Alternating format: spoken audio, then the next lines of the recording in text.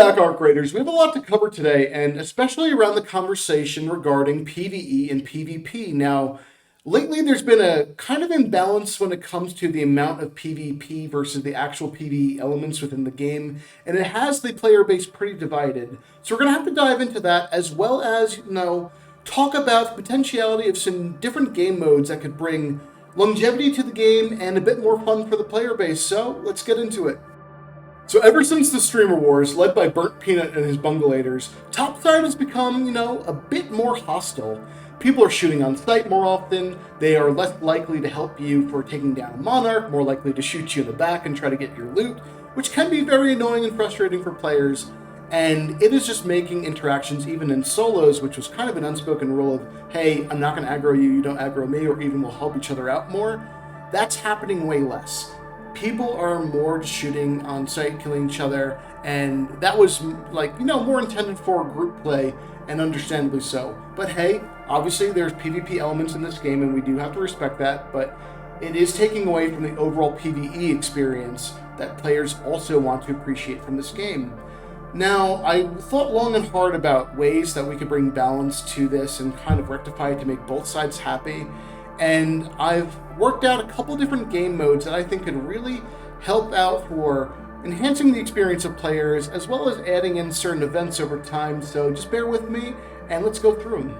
Okay, so the first mode that I want to talk about is going to be Faction Wars. Obviously, I got this concept inspired by the streamer wars that happened, because we saw groups of players joining together thematically, maybe in the same outfit or something like that, to go versus other players that weren't, looking at you, Burnt Peanut, and the bungalators. So this would be a modifier event, just like a night raid, so it pops up every now and then. And players would choose one of, let's say, 3 pre-rolled factions that they sign up for. Now, during this event, you are dropped in as a random solo, so not as a team, and there is going to be team damage on, so be careful. But you will get an icon that is visible for your faction marker above your head, but only to your other faction members, so you're not getting spotted across the map by opponents.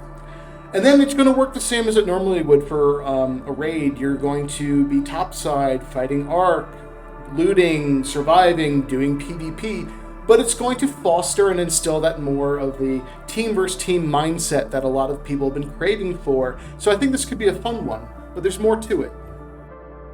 So continuing the concept of Faction Wars, coming up with the idea of a base war PvP event.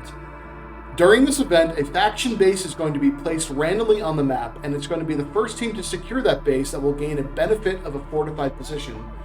Also, factions that hold the base until extract will gain tiered loot of random rarity. So that means that you can get anything from a white item up to a legendary that would be auto-delivered to you at the end of it, so you're not trying to just hold on to an item and extract it, and if you die, then you lose all of your loot. And so here's the kicker, friends. The extract will only exist inside of that base, so you're heavily incentivized as the enemy team that doesn't hold the base to get a hold of that base and secure it yourself.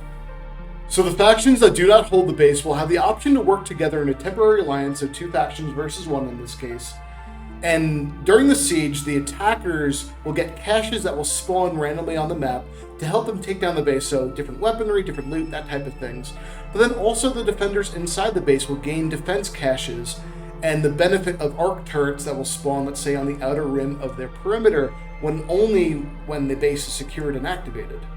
Now, Arc will also be spawning in this, and will also be attracted to sound as they normally are, but also attracted to the bases, so more heavily focused on those inside the base, so it is going to be a harder challenge for those base defenders. So next up we have the concept of Maze Runner. This is an event heavily inspired by the movie The Maze Runner. This is a PvP and PvE event, and 2 teams of player factions are spawned on either side of the map at their own base. Maze runners of each team are going to be pre-selected to hunt for the loot drops and secure them for their bases. Now, secure drops will launch into the sky and land in the bases for the defenders, and will provide different levels of defensive gear to protect against an assault that the ARC units will be conducting on those bases. So as time progresses, ARC threat increases both within the maze and the ones that will be assaulting the base. Maze runners will have to fight off rival runners and also ARC to secure loot and make it extract. But successful runners are also given tiered loot based off of the amount of secured drops that they acquire, so that means that you are incentivized to actually help out your team and secure loot drops rather than try to get loot within the maze and exfil on your own. Successful defenders are also going to be given loot, so if you're able to hold off the base until the end of the timer, that's going to give you a benefit of randomized loot, and we could figure it out together as a community what it does for you, but I think it's a pretty good concept. Next up is going to be my favorite concept, and that is going to be the Speranza files. This will be a community event, and players will find files on the map during their raids. All files secured add to progression meter, and when meeting these conditions, players gain access to the Great Arc Hunt event.